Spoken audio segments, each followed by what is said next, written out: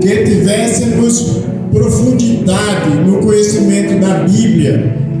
E eu me identifico muito, eu consigo me ver no profeta Esdras, que no livro de Esdras, no capítulo 7, no versículo 10, vejam a decisão que Deus colocou no coração do profeta. Ele diz: pois Esdras tinha decidido dedicar-se, é uma ação, é um verbo, dedicar-se ao quê? A estudar a lei do Senhor. E depois que ele se dedica a estudar, a conhecer a vontade de Deus, porque ninguém pode fazer a vontade de Deus sem saber que vontade é essa. O próximo passo de Esdras foi o quê? Praticá-lo. Então, irmão, vai enchendo o teu coração com esses verbos que significam ação, aprender e praticar. Mas vai parar nele, ele vai ficar só para ele com aquilo? Ele diz não, ele usa outro verbo e vai ensinar os seus decretos e mandamentos aos israelitas. Amém? Então, desde aquela época, Deus já levantava homens para ter no coração a vontade de aprender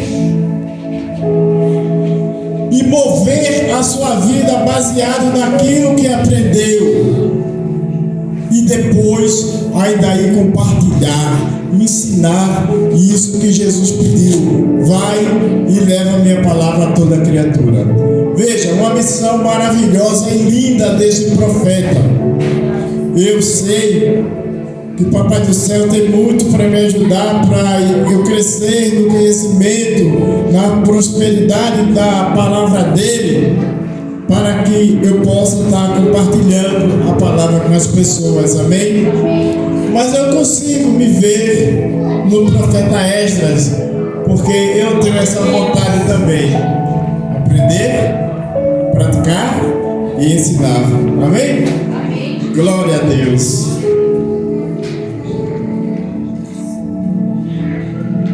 Eu vou trazer outra passagem bíblica onde Deus, ele mostra a importância que ele vê também do ensino e que ele levanta pessoas para ensinar. Se você abrir a sua Bíblia no livro de Atos dos Apóstolos, no capítulo 8, Atos dos Apóstolos, capítulo 8, a partir do versículo 26. Glória a Deus. Amém, irmãos? Papai do Céu diz assim para nós: olha, o anjo do Senhor disse a Felipe: vá para o sul, para a estrada deserta que desce de Jerusalém a Gaza. Ele se levantou e partiu. Foi a mandado de Deus, presta atenção. No caminho, encontrou um eunuco etíope, um oficial importante, encarregado de todos os tesouros de Candace, rainha dos etíopes. Esse homem viera a Jerusalém para adorar a Deus. Ele tinha tomado essa iniciativa. De volta para casa, sentado em sua carruagem, lia o livro do profeta Elias. Então isso chama a nossa atenção, que naquela época as pessoas já tinham fome e sede de conhecer a palavra de Deus. E ele em trânsito naquela carruagem, mas ele estava lendo a palavra de Deus. Versículo 29. E o Espírito disse a Felipe: aproxima-te dessa carruagem e acompanha-a. Então Felipe correu para a carruagem, ouviu o homem lendo o profeta Isaías, e ele lhe perguntou: o Senhor entende o que está lendo? no que o homem respondeu: como posso entender se não me explicar? Como posso entender se não há quem me explique? Assim, convidou Felipe para subir e sentar-se ao seu lado. As pessoas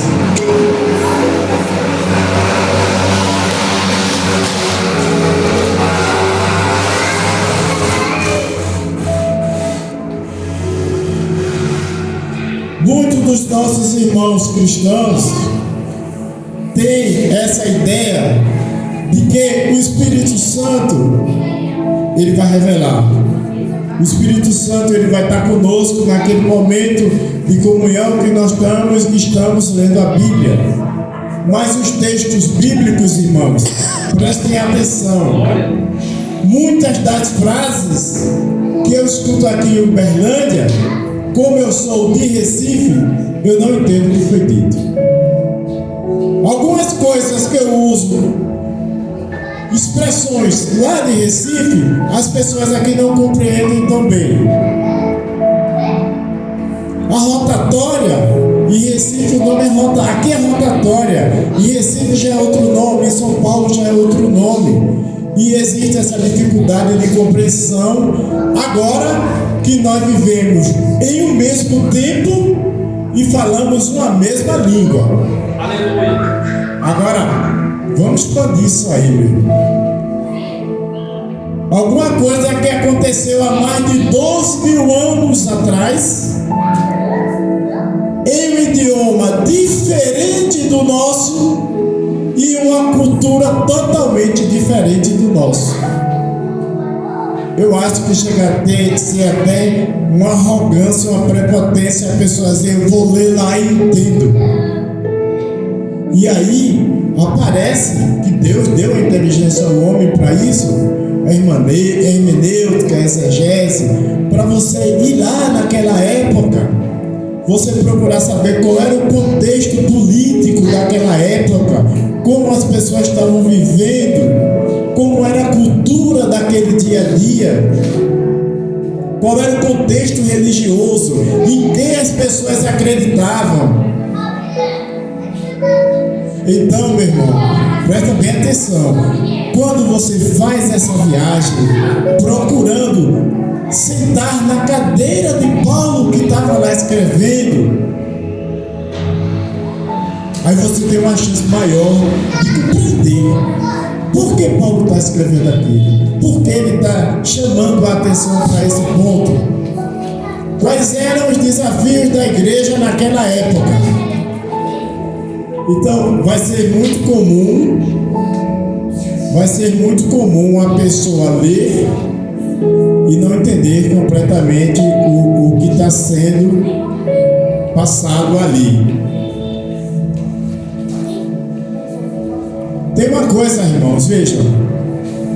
Se eu sentar agora aqui para escrever uma carta para os meus sobrinhos em Recife, os adolescentes da minha família, vem um ponto, um tópico na minha mente.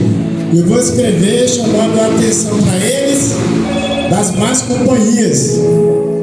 Vou falar um pouquinho também sobre drogas. Eu me sinto como essa a escrever. Vamos supor que eu tenha 100 adolescentes da minha família. É justo cada um daqueles adolescentes entender totalmente diferente o que eu quis dizer? Mas na Bíblia e no nosso meio cristão, as pessoas acham que essa variedade de interpretação é uma coisa comum e é uma coisa certa. Mas você consegue imaginar Paulo escrevendo uma carta com 500 significados? Porque se você botar na mão de 500 cristãos, cada um vai querer entender do seu jeito. E imagine Paulo como ficaria triste, porque ele vai dizer: eu não quis dizer nada disso, não, eu estou dizendo isso aqui, será que eu escrevi tão ruim? Então a gente precisa dedicar-se mais de procurar entender, porque Paulo, quando ele estava escrevendo, ele não estava escrevendo 200 interpretações, não. Na cabeça dele só tinha uma ideia.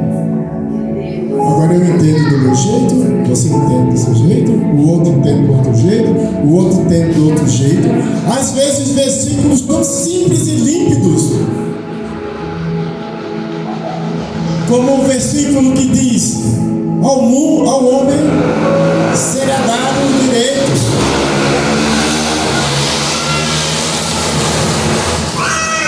de viver apenas uma vez, e depois segue o juízo. Então, há pessoas que ainda conseguem interpretar isso de maneira diferente. Quando Jesus ele diz: eu sou o caminho e a verdade e a vida, ninguém vê ao Pai a não ser por... Qual é a dificuldade de interpretar isso? Mas as pessoas interpretam e criam divisões e fazem cada um por seu lado de acordo com a sua interpretação. Mas tem coisas que é muito clara na Bíblia que você fica até com dificuldade de entender como a pessoa conseguiu entender aquilo diferente. E aí termina que a única verdade que nós temos é: todo mundo está certo. Se a gente pegar 10, 15 denominações agora aqui, toda ela vai estar certa, não vai ter um errado. E os escritores bíblicos lá, desanimados, eu não disse nada disso. Cada um está interpretando do seu jeito. Então, se esforçar para entender o contexto religioso lá, as dificuldades da igreja, os desafios, os ensinamentos errados, o modismo que estava naquela hora que Paulo está escrevendo ali, aos Romanos, aos Gálatas, aos Éfesos. É importante para a gente ter essa compreensão. Amém? E essa situação de que eu vou entender, se fosse assim, Deus não teria mandado Filipe para explicar ao eunuco. Amém? Então perceba que se a igreja é séria, ela vai ter preocupação em ensinar. Porque a emoção nós temos porque estamos alegres naquele momento e amanhã estamos tristes e aquela emoção passou. Mas a palavra, o poder da palavra, ela fica na nossa mente e no nosso coração. Então, a palavra é que é a rocha, a palavra é que é a sustentação. Amém? Eu gosto muito desse tipo de material que faz um overview sobre os livros bíblicos. Porque você lê o livro de João, aí depois uma pessoa lhe pergunta: quais são os temas do livro de João? Qual o propósito do livro de João? Quais são os assuntos abordados? A pessoa acabou de ler, mas não sabe falar isso. Então, quando você pega uma Bíblia, que ela tem 2, 3 páginas falando sobre propósito, tempo, por que ele está falando aquilo, a presença do Espírito nessa Bíblia, a imagem nesse estudo, nesse livro, a imagem de Jesus, aí vai chamando a atenção para você, e às vezes você nem lê o livro e você tem mais compreensão do que uma pessoa que leu. Amém, irmão? Então, eu gosto muito. Tem nesse material que eu coloquei para vocês, na primeira parte, tem alguma coisa falando de a data que o livro foi escrito, para contextualizar. E eu estou deixando o material todo com vocês, mas eu não vou ler essa parte, para a gente ir já para o mais profundo, mais detalhamento do conhecimento. Mas vocês têm o material e pode fazer esse momento devocional. Você senta confortavelmente com a sua Bíblia do lado e vai vendo as referências bíblicas aqui, vai buscando lá, e você vai sendo fortalecido Amém? E Deus vai usar você para alcançar outras pessoas, porque você está cheio da palavra, você está cheio, você está buscando dele e ele está liberando para você. Amém? Eu vou começar vendo aqui da parte do contexto histórico. A história da igreja em Roma, ela teve início muito antes de qualquer contato de Paulo com essa igreja. A tradição da igreja antiga e a tradição da igreja católica romana, afirmando que Paulo foi o seu fundador, ela é duvidosa, porque as pessoas dizem que Pedro, é que foi o fundador da igreja romana. Pois Paulo tinha decidido não trabalhar em um campo missionário que tenha sido iniciado por outro apóstolo. Paulo, ele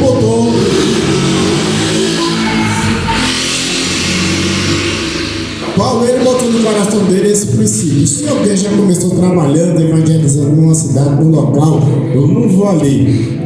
Então, se Paulo foi, é porque não havia ainda nenhum outro apóstolo que tivesse ido lá. Agora, o que me garante e que me anima muito para ter confiança no que eu estou estudando é porque ele diz, confira lá em Gálatas 2,7, em Romanos 15,20 e em 2 Coríntios 10,15, que nesses 3 lugares vão estar confirmando que Paulo disse que não ia fazer isso. Entendeu? É diferente você, quando eu pego algum livro, algum texto que quase não tem referência bíblica, eu meio que perco a confiança. Mas eu acho muito bonito quando a pessoa afirma alguma coisa e diz lá na Bíblia onde está. Porque você vai lá e confere e você vê que não é coisa da cabeça dele, porque está lá mesmo. Amém? Então, se vocês tiverem dúvida e quiserem confirmar essa situação que Paulo diz, já tem gente cuidando das pessoas lá, não vou lá. Pode ver nesses versículos que Paulo vai dizer. Então, se Paulo foi para Roma, é porque Pedro não tinha começado nada lá.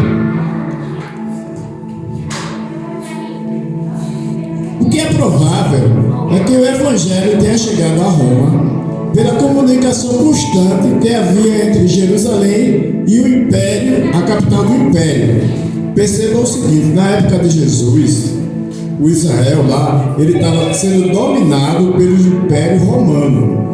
Quando você vê dizer que Mateus, ele era um cobrador de impostos, é porque o Império Romano, quando ele dominava um país, uma nação, ele fazia aquele censo para ver a quantidade de pessoas que tem, e a gente vê isso no livro de Lucas, e depois ele começa a cobrar imposto das pessoas.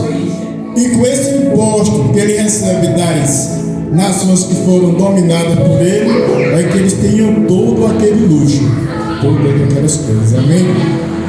Então, quando diz que achavam que Mateus e eu acho que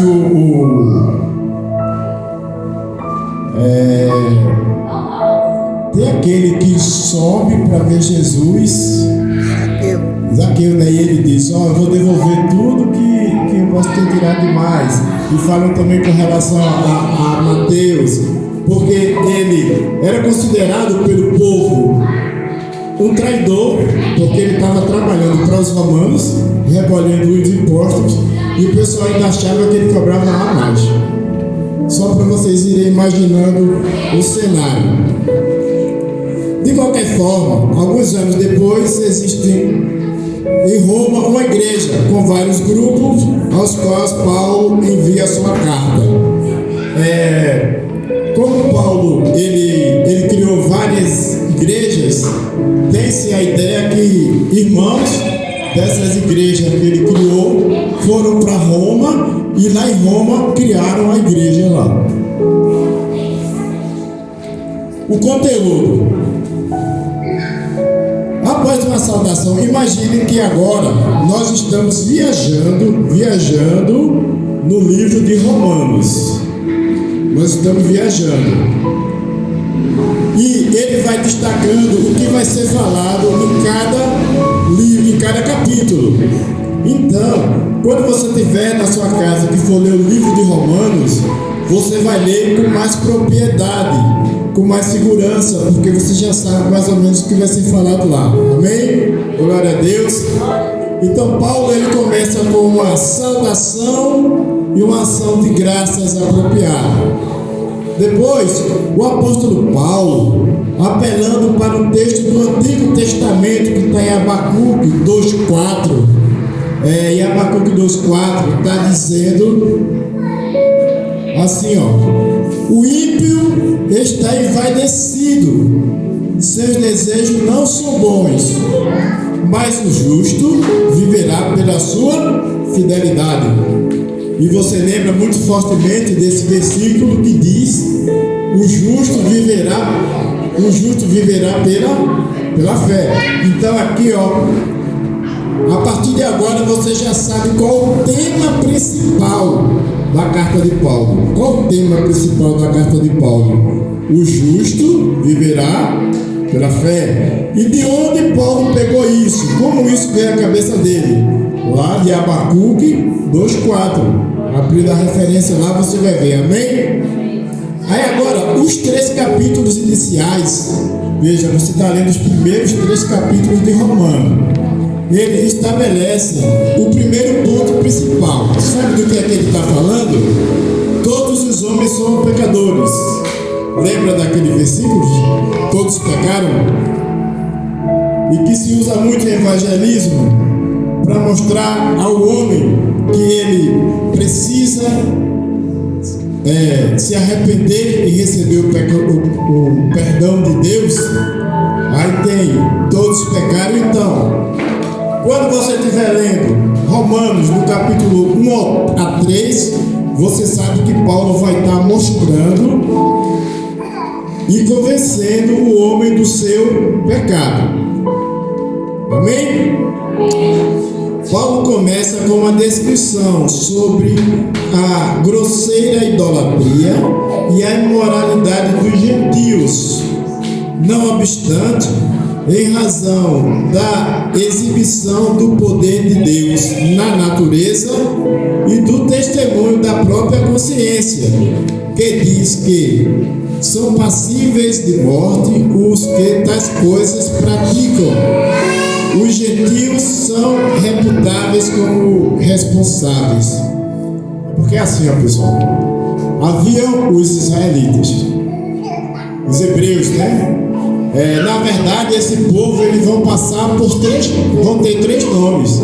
Eles são hebreus, depois são israelitas e ainda tem mais os judeus. Aí você pensa, são 3 pessoas, três nações diferentes, né?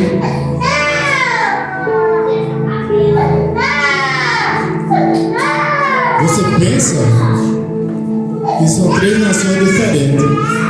Tem os hebreus, tem os israelitas, tem os judeus. Está tratando da mesma nação em tempos diferentes, amém? Então, quando ele chama aqui os... Deixa eu chegar aqui. Os gentios. Quem são os gentios? Muitas vezes você lê, já viu tanto esse nome na Bíblia, mas não sabe. Os gentios são aquelas pessoas que não eram hebreus. As outras nações são os gentios.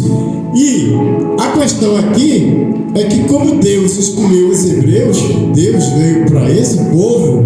Então Paulo, ele foi escolhido para pregar o evangelho para quem? Para os gentios, para as pessoas que estavam fora de Israel, para as pessoas que não eram da nação dos hebreus, tá certo?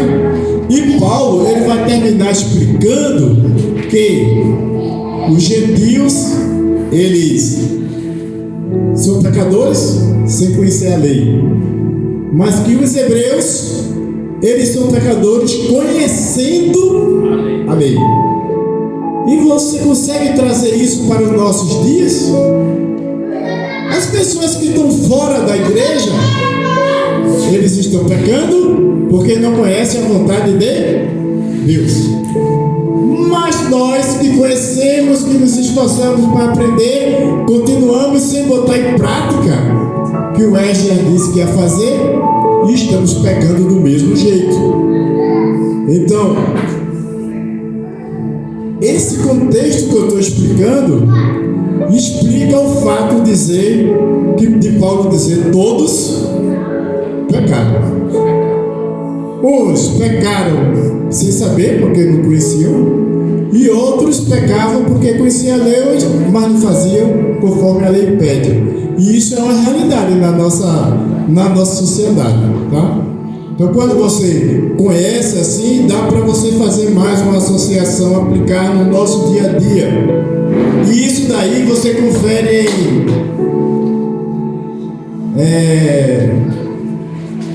em Romanos, capítulo 2, versículo 13, Paulo vai estar dizendo assim, ó: semelhantemente os judeus, embora recebedores favorecidos dos oráculos de Deus, são também pecadores.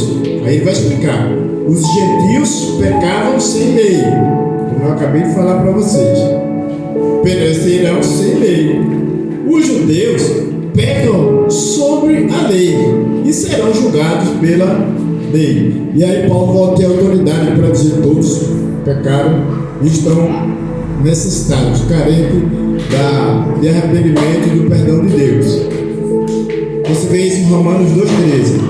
Todavia, ninguém é praticante da lei, nem judeu, nem os gentios. Você vê isso em Romanos 3,10. Eu estou imaginando já vocês estudando na casa de vocês. Deus vai estar acompanhando vocês e vai ser uma maravilha. Então, portanto, se alguém tiver de ser justificado, o próprio Deus é que deve suprir graciosamente a justiça necessária para o perdão. Isto é realizado em virtude do sacrifício propiciatório de Cristo. Seu sangue derramado na cruz satisfaz a justiça do seu Pai. Aí aparece Jesus Cristo. Aí aparece o papel de Jesus Cristo, amém? Porque Deus pode ser tanto justo como justificador daquele que tem fé em Deus. Aí você associa, como Paulo disse, o tema da carta: o justo viverá pela fé. Aí agora vamos ver o que é que eu vou encontrar no 4º capítulo.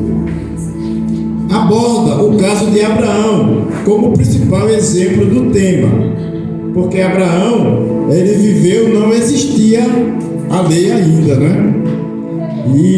E aí, ele mesmo assim, ele foi considerado o pai da fé. Então, ele viveu o quê? Ele foi abençoado e perdoado pela fé. Aí é isso que Paulo está explicando no capítulo 4. Explica ainda como Deus imputa justiça à parte das obras, separadamente, né?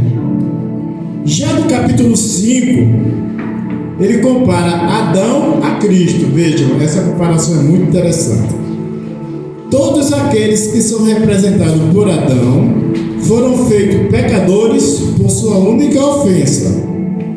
Mas todos quantos estão em Cristo são feitos justos por meio da sua obediência.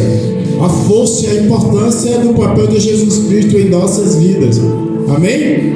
Porque nós somos criados à imagem e semelhança de Deus, mas depois que Adão pecou, e a gente começa a nascer com aquela herança, com aquelas coisas de Adão e pecadores. Mas Jesus, ele entra na história e diz: pela obediência de todos que querem nele serão salvos. Então essa é a importância de Jesus Cristo na nossa vida, amém? Nós somos feitos justos por meio da obediência de Jesus Cristo.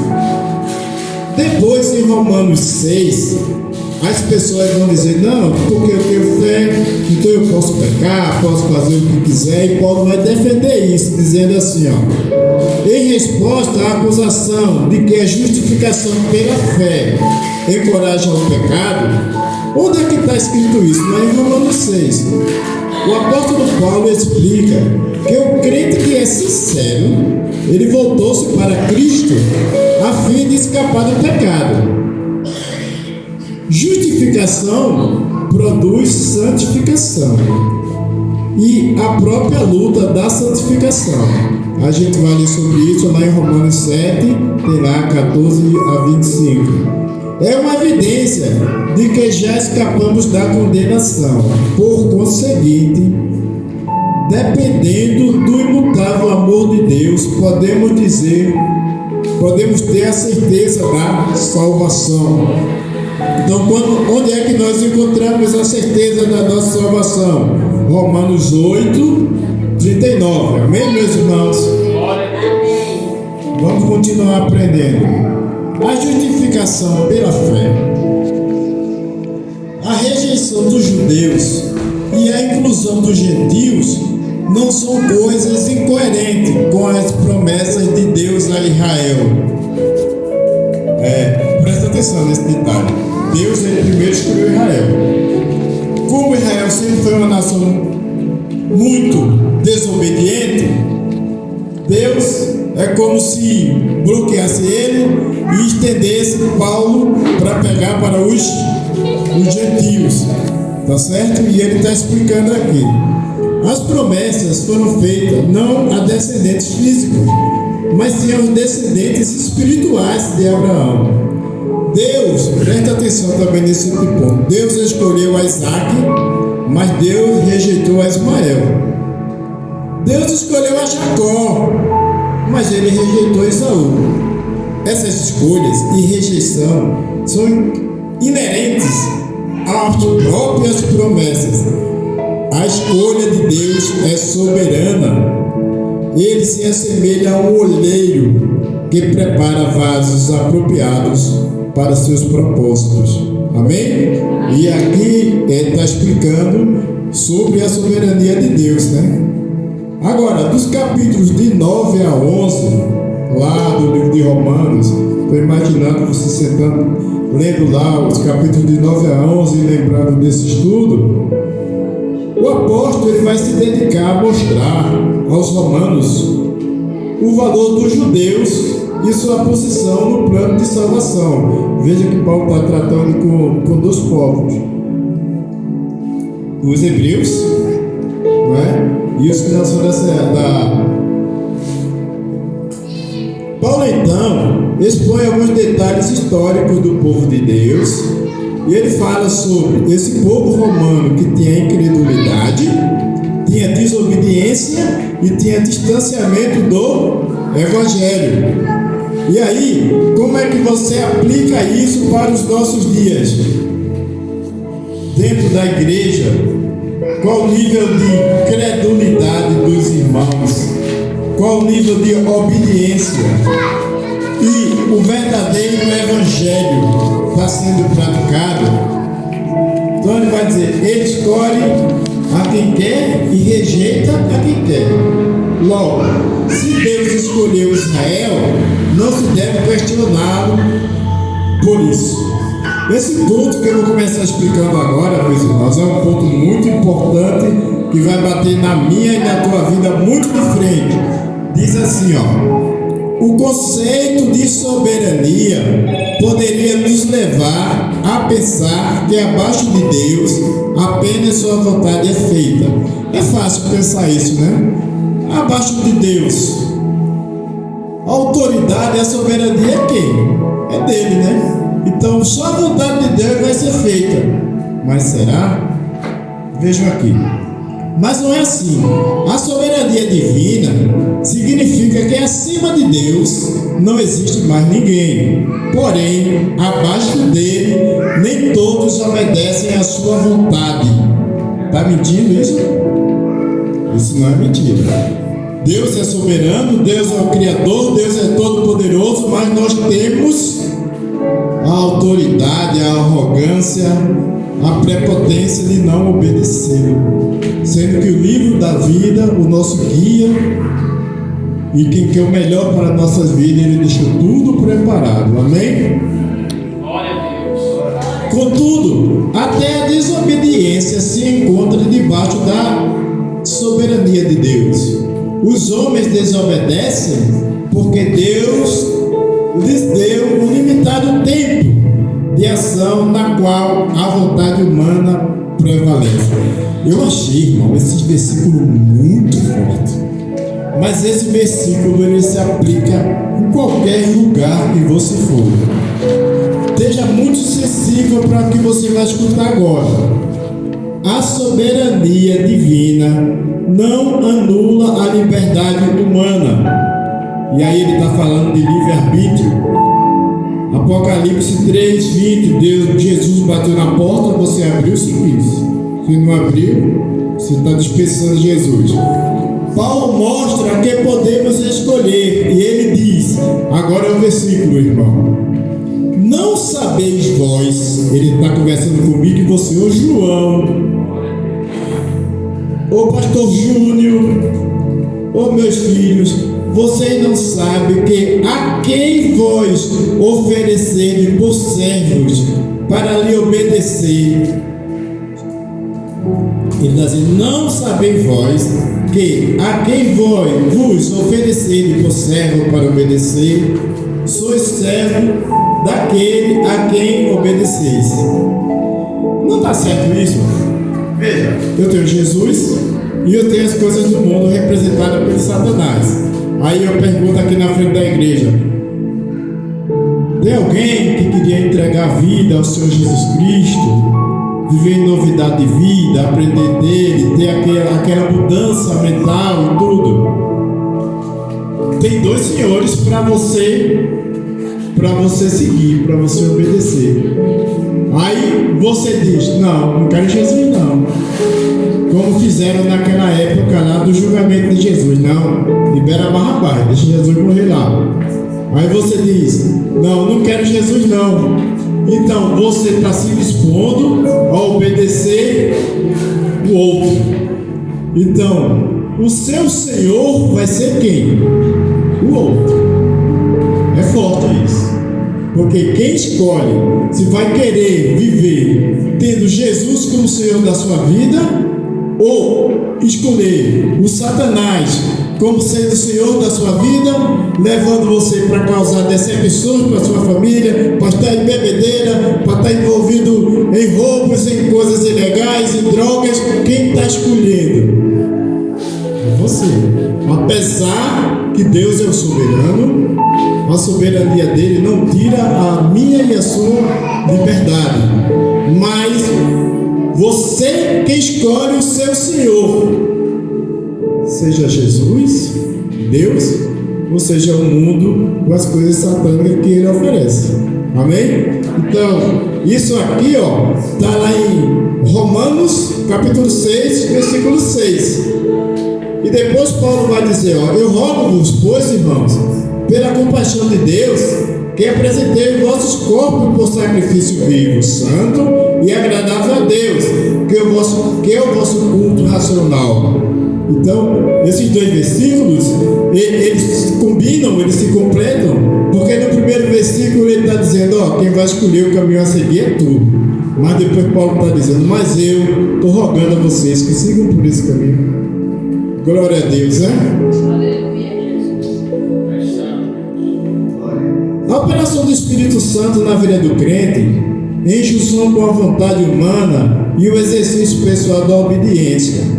Portanto, agora nenhuma condenação há para os que estão em Cristo, que não andam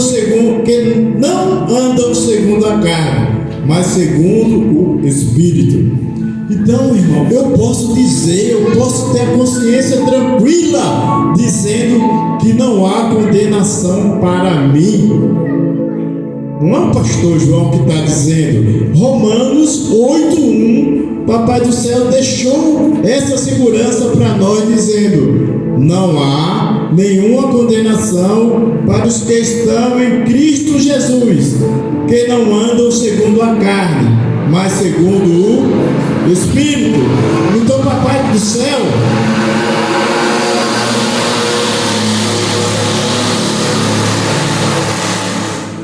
Então você pensa que o pregador que vem aqui condenar você, jogar palavras pesadas para você, não é isso.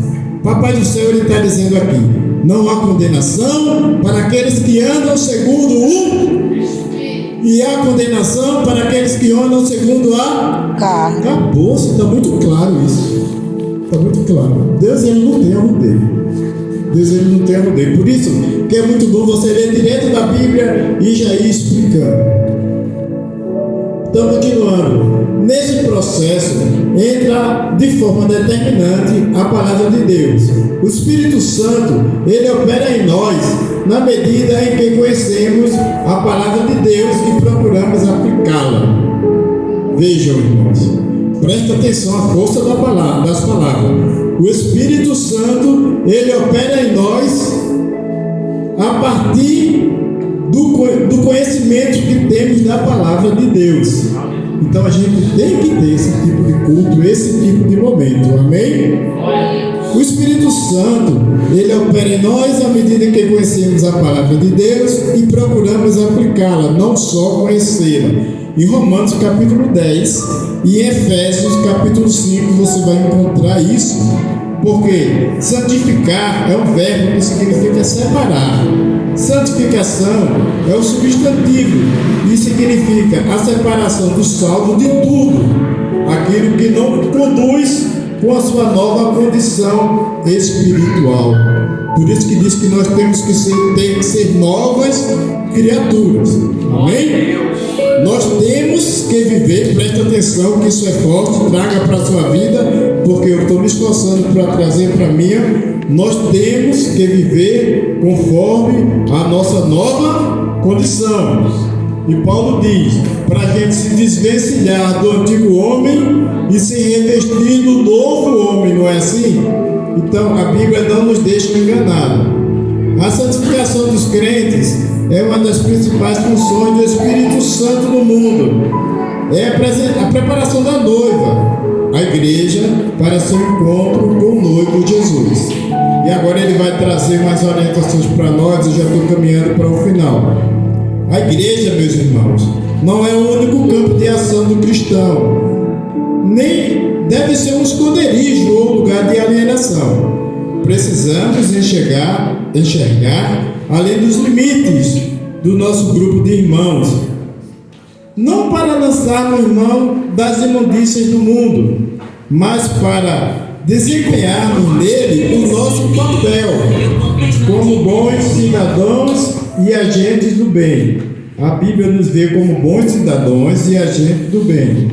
Por isso, Paulo insere a questão da sujeição às autoridades, pagamento dos impostos e de toda a dívida. Lá em Romanos 13, ele vai dizer para nós sermos modelo, né?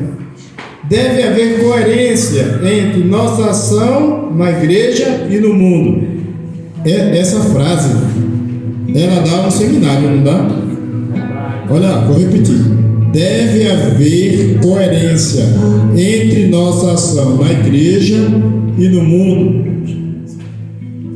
Então, não pode na igreja ser uma coisa e no trabalho, na vizinhança, na família ser outra.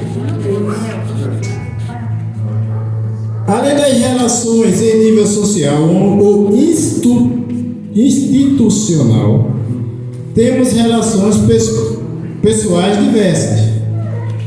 Depois de termos consciência do nosso papel na igreja e na sociedade, nós precisamos ter bem em mente alguns princípios que irão reger nossos relacionamentos individuais. Então, Paulo chega ao nível do tratamento com o próximo. O Evangelho deverá reger tudo isso.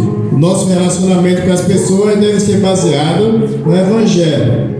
Quão fervorosos, quão afetuosas são essas exortações de Paulo para a minha e a tua vida. Amém? Ele vai continuar dizendo: o que se afasta da sã doutrina, das Escrituras, é algo que abre a porta à divisão e às ofensas. Se abandonar a verdade, não durará muito a paz e a unidade. Temos grande necessidade de cuidar de nossos corações com toda a diligência. O temperamento dócil é bom quando está bem conduzido. Do contrário, pode ser levado a descaminhar-se. Presta atenção a essa frase. Vocês devem ser tão sábios como para não ser enganados. Presta atenção, porque tem muito ensino por aí que está levando os irmãos a fazer coisas tolas, coisas fúteis. Vocês devem ser tão sábios como para não serem enganados, mas tão simples como para não enganar. Eu conheço o suficiente para não me deixar levar por vento de doutrina, mas eu também sou simples e humilde e fiel à palavra de Deus o suficiente para não querer levar as pessoas a desencaminhar-se. A bênção de Deus que espera o apóstolo é a vitória sobre Satanás. Isso inclui todos os desígnios e estratagemas de Satanás contra as almas, para contaminá-las, para perturbá-las e destruí-las. Olha o trabalho de Satanás, que ele veio para roubar, matar e destruir. O Satanás tem estratagemas para contaminar as almas, perturbar as almas e destruí-las. Mas tem aquele momento do versículo que eu li antes, né? Você vai ser servo do Senhor que você escolheu. Só que Deus, ele quer dar vida e vida em abundância. Mas Satanás, ele veio para roubar, matar e destruir. E a decisão está em suas mãos. E ele vai dizer, quando pareça que Satanás está prevalecendo e que estamos prestes a dar tudo por perdido, então intervirá o Deus da paz por nós. Amém, meu irmão? Amém. Presta atenção, eu vou repetir, Quando a gente achar que tudo está perdido, quando a gente tiver sem fé, sem esperança, achando que o Satanás está controlando aquele cenário, Deus vai estar intercedendo e interferindo em nosso favor. Amém?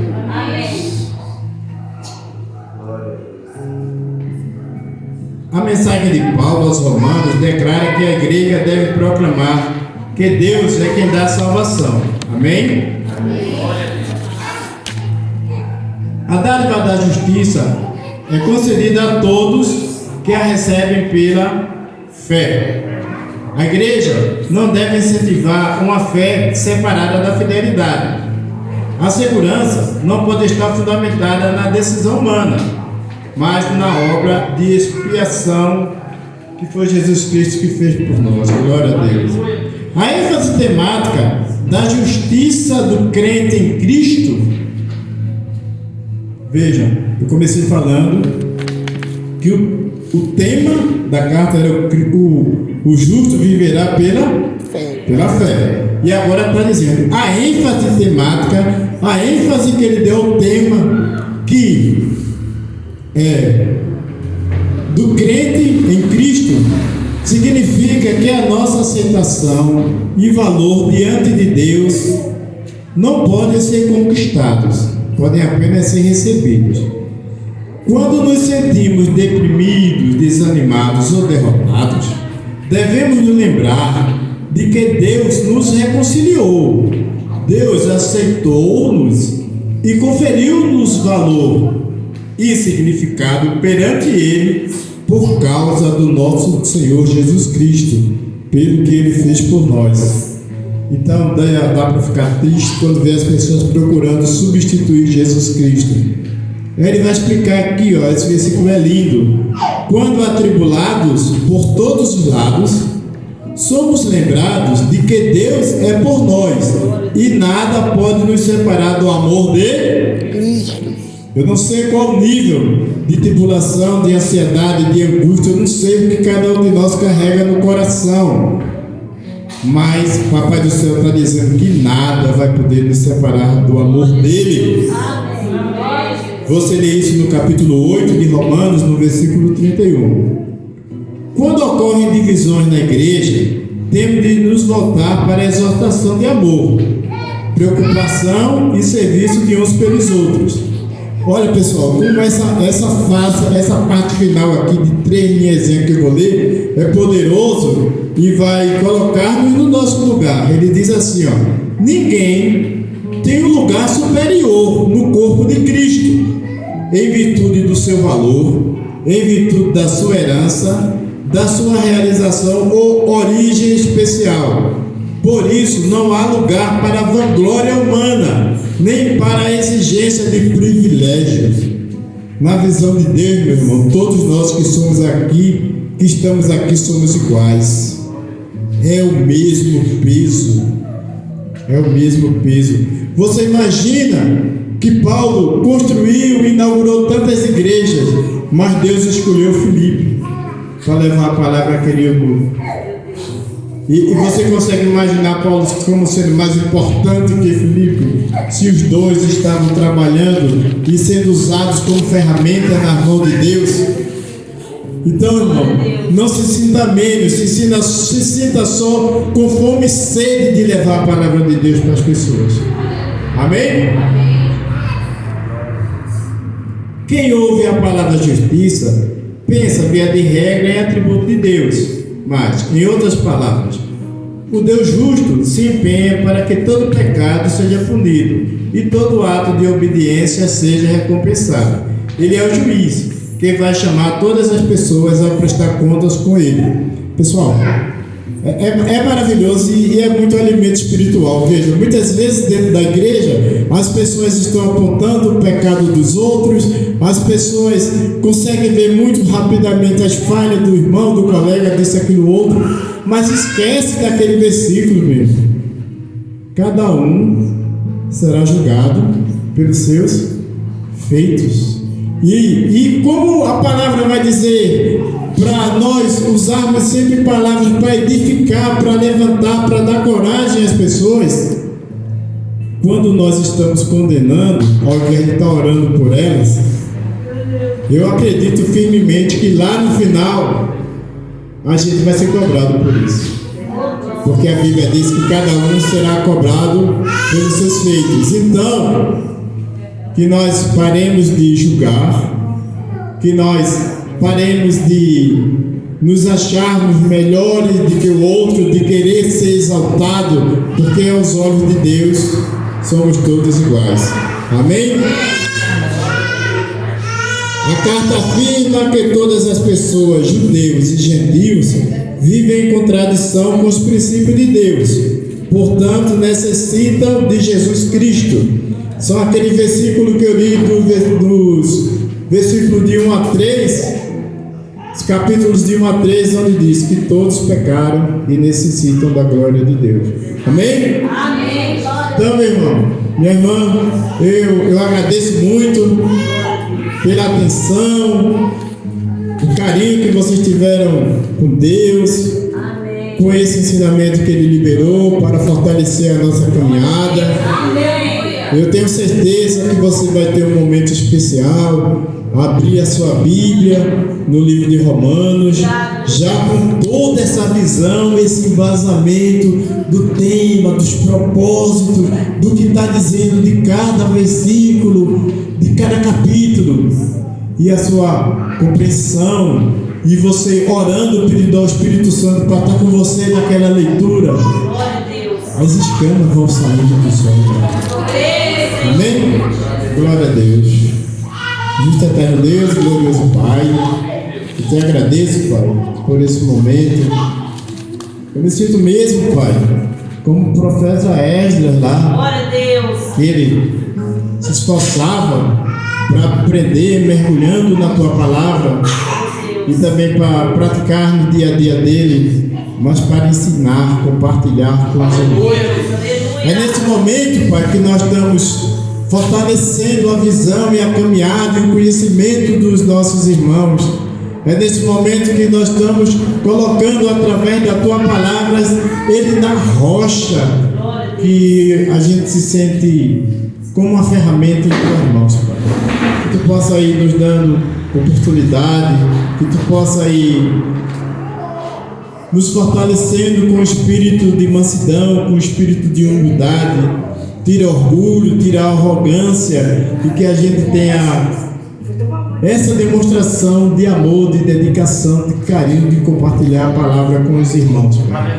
Eu já te agradeço porque tu moveste esses irmãos, desse fome e sede da tua palavra, para eles virem ser alimentados agora, Pai. Vai e trabalhe em cada mente, em cada coração, que essa palavra possa causar arrependimento, possa causar uma aproximação das pessoas de ti, Pai. Tu és maravilhoso, tu sempre estás renovando a nossa esperança, a nossa fé, e que a tua misericórdia esteja alcançando cada um, fortalecendo a nossa caminhada, ajudando a mudar hábitos e a nos livrarmos de pecados constantes que nós queremos nos livrar, e quando vê estamos fazendo outra vez. Vai cuidando de nós, Pai, porque nós vemos que lá no Antigo Testamento, tantos e tantos anos atrás, tu já levantava pessoas para ajudarem as outras a entender e a compreender a palavra. Eu oro, Pai, também pedindo pela tua misericórdia que tu ajude todas aquelas pessoas que estão em necessidade, seja a necessidade por conta de problemas espirituais, estejam doentes espiritualmente, aquelas pessoas que estão doentes fisicamente, que estão nos hospitais, nas UTIs, e também, Pai, ajuda fortalecendo as famílias, trazendo amor, trazendo harmonia, e ajuda aquele pai de família que está sem poder prover o sustento de seus familiares. Fica com todos nós, nos dá uma noite maravilhosa, um sono restaurador, que cada um de nós possa sentir que teu Espírito Santo está juntinho conosco ali na cama, e vai ser um sono, uma noite maravilhosa. Eu agradeço em nome do teu Filho Jesus Cristo. Amém.